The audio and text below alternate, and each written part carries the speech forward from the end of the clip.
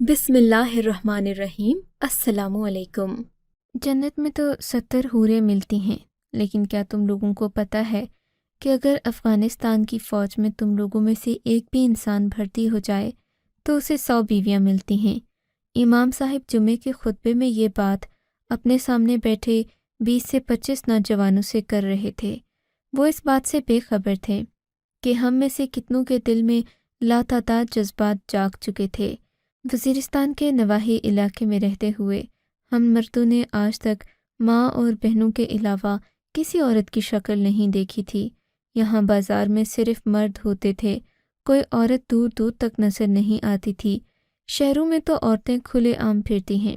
ہمارے محلے اور گاؤں میں کبھی بھی کسی نے کسی عورت کو کھلے بالوں کے ساتھ نہیں دیکھا ہوگا۔ ہمارے ہاں عورت کی اہمیت بھی اسی لیے زیادہ تھی کہ عورتیں بہت نایاب تھیں۔ خیر، جو مولوی صاحب بتا رہے تھے وہ ناقابل یقین بھی تھا اور میرے جیسے نوجوان ہمیں پرجوش کر دینے والی بات تھی۔ میں نے بار بار مولوی صاحب کو غور سے سنا۔ وہ یہی کہہ رہے تھے، خود کو چٹکی کاٹ کر دیکھا، 100 عورتیں مطلب 100 بیویاں۔ میں نے تو ایسا کبھی سوچا بھی نہیں تھا، اور ایسا تو اسلام میں جائز بھی نہیں ہوتا۔ صرف اور صرف 4 شادیاں ہی جائز ہوتی ہیں۔ اس کے علاوہ اگر انسان طلاق دے کر شادی کرنا چاہے تو کر سکتا ہے، پر حیرت کی بات تو یہ تھی کہ 4 شادیاں ہوں گی کیسے، اور 4 شادیوں کے بعد اگر کوئی 4 بیویاں اور بھی لا کر دے دے تو بھلا انسان سب سے شادی تھوڑی نہ کر سکتا ہے۔ نہ ہی ان لڑکیوں کے گھر والے اتنے پاگل ہیں کہ ایک آدمی کو جو پہلے 4 بیویوں کا طلاق دے چکا ہے اسے اپنی مزید بیٹیاں دے دیں۔ پر جو مولوی صاحب نے کہا تھا، انہوں نے بڑے وثوق سے کہا تھا، اور یہ بھی کہا کہ اگر کوئی اس بارے میں مزید جاننا چاہتا ہے تو وہ مجھ سے خطبے کے بعد اکیلے میں مل سکتا ہے۔ اس طرح کسی کی اکیلے میں مل سکتا ہے، اس طرح کسی کی بے عزتی بھی نہیں ہوگی۔ میں سمجھ گیا تھا کہ علامہ صاحب کیا کہنا چاہتے تھے، یعنی وہ ان نوجوانوں کے جذبات کو مزید ہوا دے رہے تھے۔ یہ تو ہم جیسے نوجوانوں کو بلا وجہ ترسانے والی بات ہو گئی تھی۔ میں نے علامہ صاحب سے اس بارے میں براہ راست تو نہیں پوچھا، مگر میں مسجد کے دروازے پر کھڑا ضرور ہو گیا تھا۔ تبھی ایک لڑکا میرے پاس سے گزرا اور بولا، کیا تم بھی وہی سوچ رہے ہو جو میں سوچ رہا ہوں؟ میں نے کہا، ہاں بالکل یہی بات ہے۔ افغانستان یہاں سے کون سا دور ہے؟ ویسے مذاق کی بات ہے، اگر ایسا ہو میں تو آج ہی افغانستان کی فوج میں بھرتی ہونے کو تیار ہوں۔ ارے تم پاگل ہو گئے ہو، مجھے تو لگتا ہے کہ علامہ صاحب نے ہمیں آزمانے کے لیے یہ بات کہی ہے۔ چلو ان کے پاس چل کر پوچھ لیتے ہیں، لگتا ہے کہ ہمارا تجسس جگایا جا رہا ہے، لیکن اس میں مضاحکہ ہی کیا ہے، ہم چل کر پوچھ لیتے ہیں۔ میں بھی اس کے ساتھ ساتھ چل پڑا تھا۔ وہ لڑکا میری طرح پاس پہنچے، ہمیں دیکھتے ہی وہ مسکرا اٹھے اور بولے، مجھے پتہ تھا جوان خون ایسی بات سن کر چین سے نہیں بیٹھ سکتا، اسی لیے میں نے تم لوگوں کا پہلے سے ہی انتظام کر رکھا ہے۔ علامہ صاحب نے ہمیں اندر ایک کمرہ دکھایا، یہاں پر مختلف کرسیاں پڑی ہوئی تھیں۔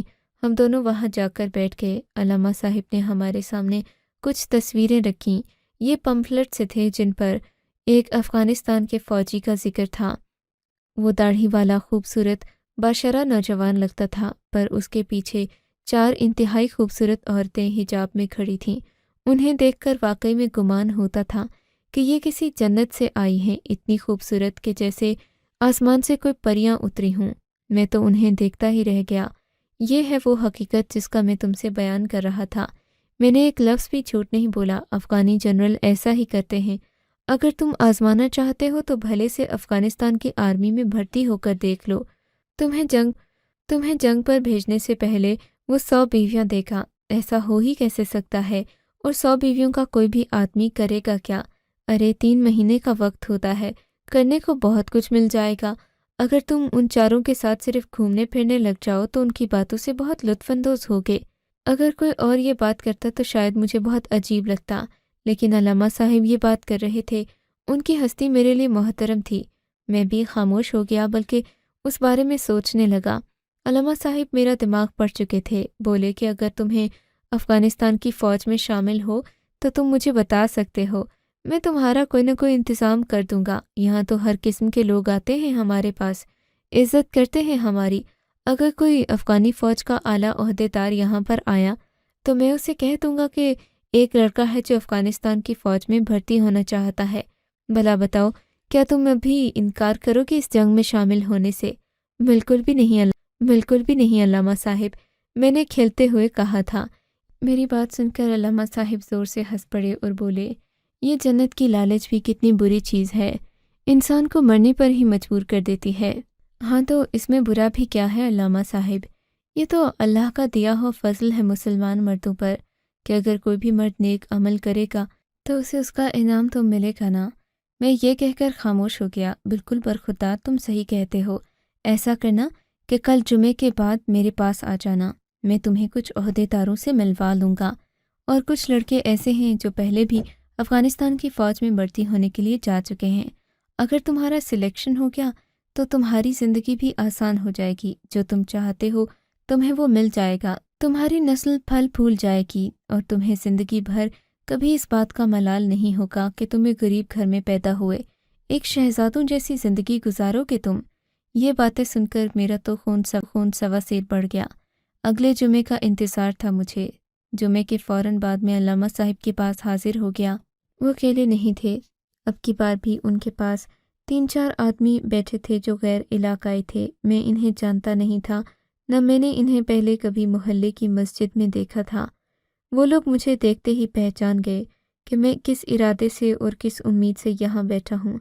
علامہ صاحب نے میرا تعارف کروایا تو ایک نے مجھے گلے لگا لیا، بولا کہ تم بہادر نوجوان لگتے ہو، لیکن اگر تم ہمارے ساتھ فوج میں شامل ہو جاؤ تو تمہاری بہادری کو 4 چاند لگ جائیں گے، اور اسی کے انعام کے طور پر تمہیں تمہاری من پسند عورت بھی دی جائے گی۔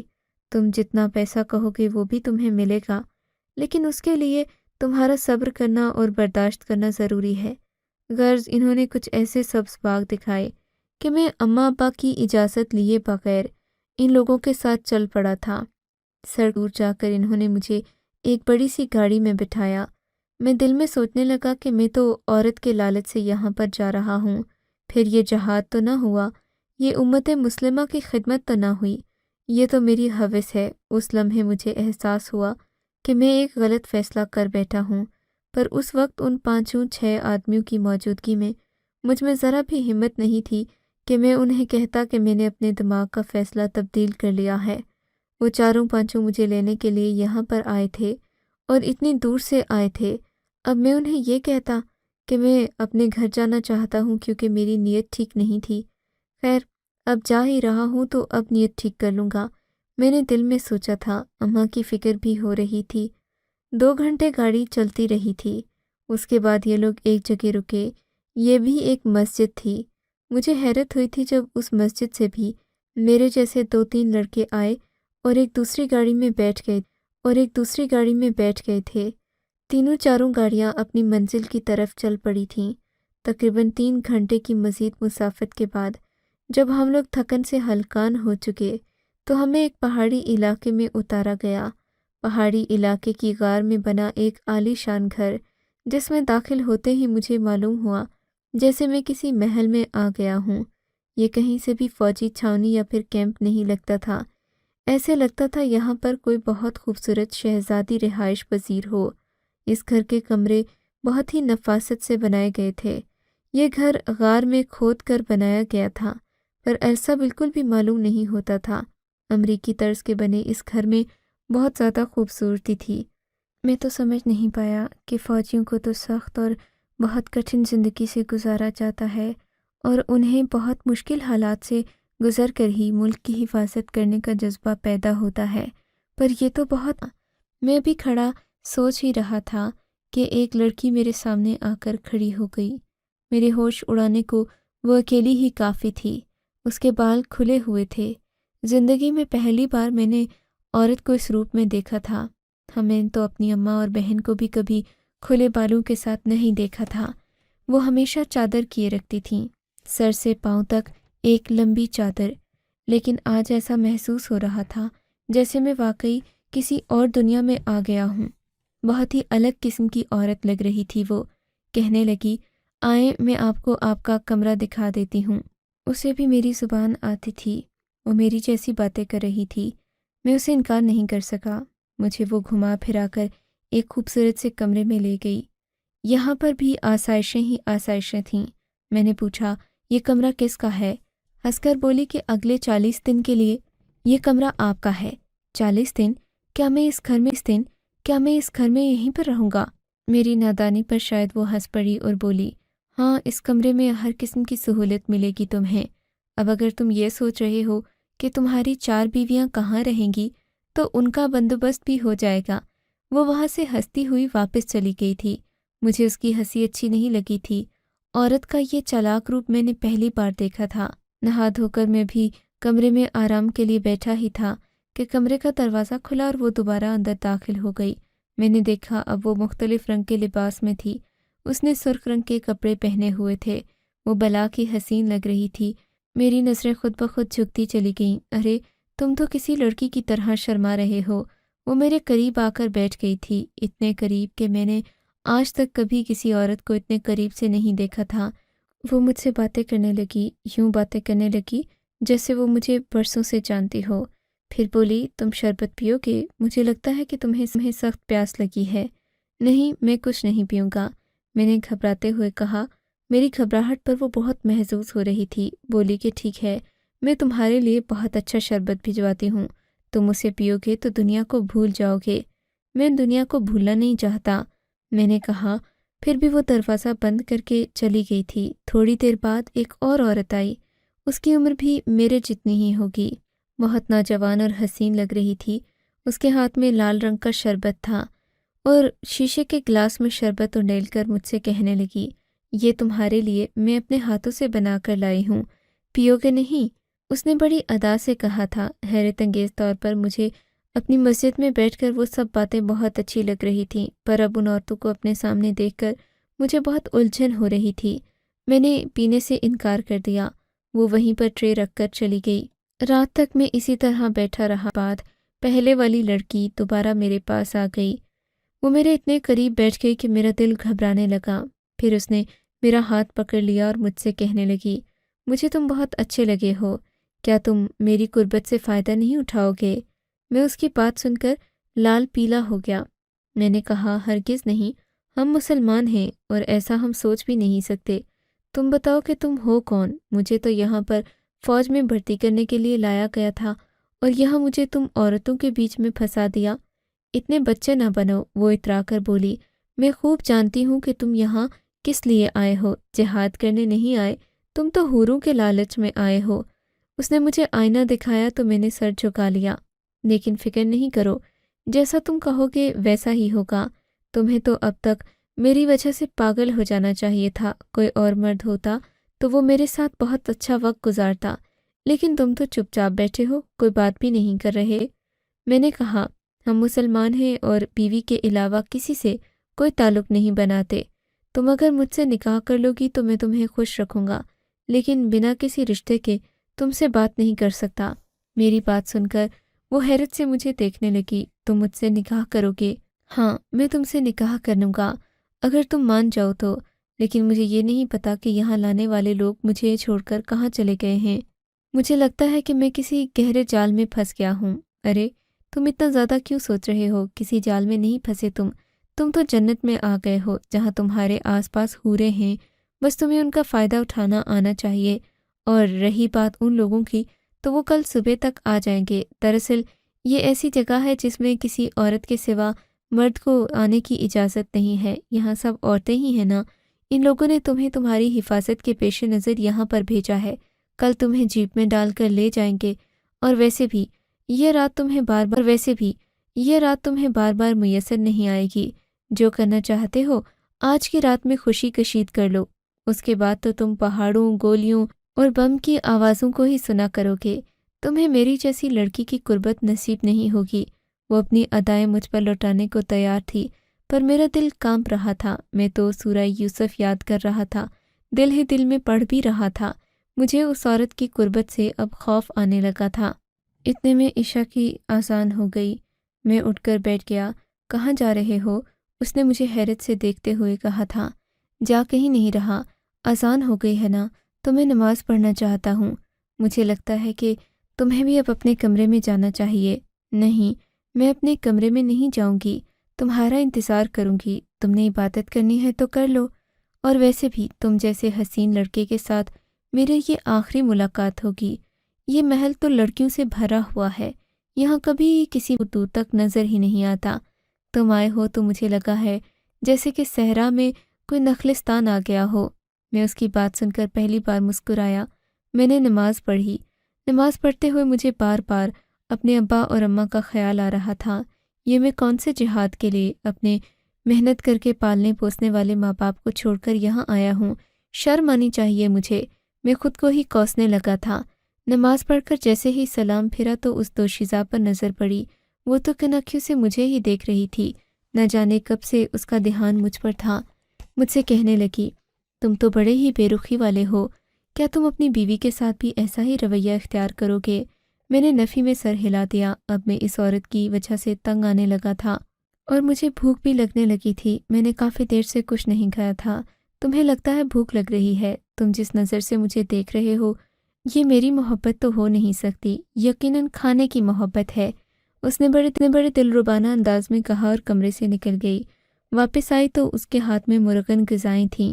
انہیں دیکھ کر میری بھوک چمک اٹھی، پر ساتھ وہی لال شربت تھا۔ کہنے لگی کہ پینے کو تو تمہیں یہی ملے گا، یہاں پر صاف پانی نہیں ہوتا، پہاڑوں میں ہم صاف پانی کہاں سے لے کر آئیں؟ ہمارے پاس تو یہ بس بوتل میں پیک ہوا لال رنگ کا شربت ہوتا ہے۔ اس نے شربت گلاس میں انڈیلتے ہوئے کہا تو میں نے فوراً وہی شربت منہ سے لگا لیا۔ اور کیا کرتا، میرے پاس پینے کے لیے سوائے اس شربت کے کچھ نہیں تھا۔ مارے پیاس کے حلق میں کانٹے چبھ رہے تھے۔ میں نے وہ شربت اٹھا کر پینا شروع کیا تو مجھے جیسے نیند آنے لگی۔ مجھے لگا کہ میں نے شربت نہیں بلکہ شراب پی لی ہو۔ بس ایسا کرنے کی دیر تھی کہ کمرے کا دروازہ کھلا۔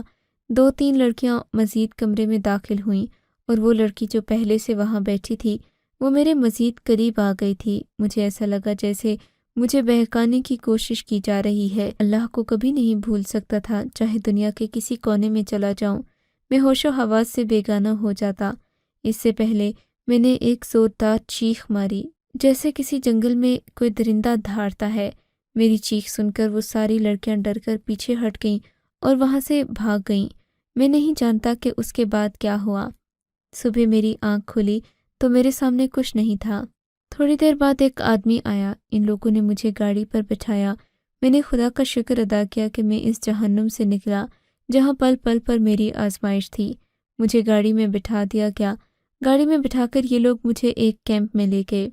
بتایا گیا کہ یہاں پر میری تربیت ہوگی، پورا دن میری تربیت کی جائے گی اور اس کے بعد مجھے رات کو اسی محل میں بھیجا جائے گا جہاں پر میں جس عورت سے چاہوں اپنی مرضی سے تعلق بنا سکتا ہوں۔ مجھے یہ آفر کچھ اچھی نہیں لگی تھی، لیکن وہاں پر موجود ایک علامہ صاحب نے مجھے کہا کہ مسلمان مرد جنگ کے دوران اپنی ہر طرح کی ضرورت اپنی مرضی کے مطابق پوری کر سکتے ہیں۔ میں اسلام کا علم تو رکھتا تھا، پر اتنی تعلیم میرے پاس نہیں تھی کہ میں ان کی اس منطق کا مقابلہ کر سکوں۔ میں نے ہاں میں سر ہلا دیا۔ میں نے کہا، کیا میں بغیر نکاح کے ان کے ساتھ رہ سکتا ہوں؟ علامہ صاحب نے بڑا ہی دوگلا جواب دیا۔ بولے کہ ہاں، یہ تو تمہاری باندیاں ہیں، تم جنگ کے لیے آئے ہو، تم جو چاہو کر سکتے ہو۔ یہ سن کر میرا دل کانپ اٹھا تھا۔ اسلام کبھی بھی اس بے حیائی کی اجازت نہیں دے سکتا۔ پھر اچانک میرے دل میں خیال آیا۔ میں نے جو ان کے چہروں پر نظر دوڑائی وہ سب کے سب مجھے غیر ملکی لگے۔ ان میں سے تو زیادہ کے چہرے پر داڑھی کی سنت بھی نہیں تھی، جبکہ وہ علامہ صاحب بھی رنگ کے اتنے گورے تھے کہ ہمارے علاقے کے لوگوں سے ان کا رنگ نہیں ملتا تھا۔ ان کا رنگ بہت کچا تھا، بالکل جیسے کسی عورت کی نازک سی لت جگہ پر تو نہیں آ گیا۔ پھر کیا تھا؟ میں نے 40 دن وہاں پر کیسے اپنی حفاظت کی، اپنے ایمان کو کیسے بچائے رکھا، یہ تو ایک الگ کہانی ہے۔ یوں کہہ لیں کہ میرا ایمان ان 40 دنوں میں مزید مضبوط ہو گیا۔ وہ عورتیں میرا کچھ بگاڑ نہیں سکیں، پر یہاں سے نکلنا مشکل تھا۔ میں چاہتا بھی تو کھسک نہیں سکتا تھا۔ میرے اوپر سیکیورٹی کے گہرے پہرے تھے۔ میں بظاہر تو بہت آزاد تھا، پر اصل میں قید اور شکنجوں میں جکڑا ہوا تھا۔ میری ٹریننگ کے مکمل ہونے کے بعد مجھے اس غیر ملکی فوج نے میرے ہی ملک کے لوگوں کو، میرے ہی ہم وطنوں کو مارنے کے لیے جب اس کیمپ سے نکالا اور مشن پر لے کر گئے تو میں نے راہ فرار اختیار کی اور جاتے جاتے ان میں سے 4-5 کو جہنم واصل بھی کر دیا۔ جب میں واپس اپنی سرزمین پر پہنچا تو مجھے پتہ چلا وہ تو غیر ملکی فوجی تھے، اور یہ سارا ڈھونگ رچا کر وہ یہاں کے معصوم لڑکوں کا نہ صرف ایمان خراب کرتے ہیں بلکہ انہیں کے ہم وطنوں کے خلاف استعمال کرتے ہیں۔ بھلا ہو ہماری فوج کا جس نے کبھی ایسے لوگوں کو آگے بڑھنے نہیں دیا۔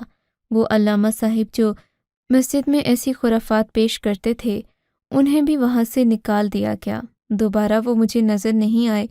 خدا جانے کہ وہ جنت میں گئے یا جہنم میں۔ پر آپ کو اگر یہ کہانی اچھی لگی ہے تو اس ویڈیو کو لائک کیجیے، اور اس طرح کی مزید کہانیاں سننے کے لیے ہمارے چینل کو ضرور سبسکرائب کیجیے۔ کہانی سننے کا شکریہ۔ آپ سے ملاقات ہوگی اگلی ویڈیو میں، تب تک کے لیے اللہ حافظ۔